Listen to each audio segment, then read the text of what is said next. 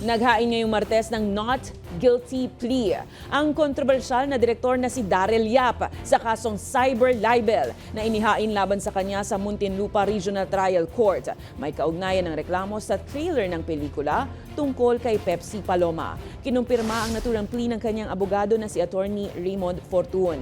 Nakatakda naman ang unang pagdinig sa August 19 pero mauuna munang isasagawa ang mandatory mediation conference. Ayon kay Fortun, obligado sa batas na subukang magkaayos ang mga panig bago ituloy ang paglilitis.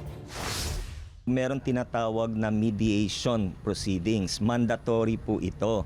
At during the mediation ay nasisikapin nung isang duly authorized and experienced na mediator na magkasundo yung mga parties. Bago magsimula yung trial, laban tayo eh.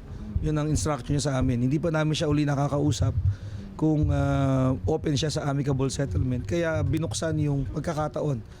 Mandatory siya. No? Mandatory yung pre-trial, yung mediation. So, nagtakda ng mediation. We'll ask him again.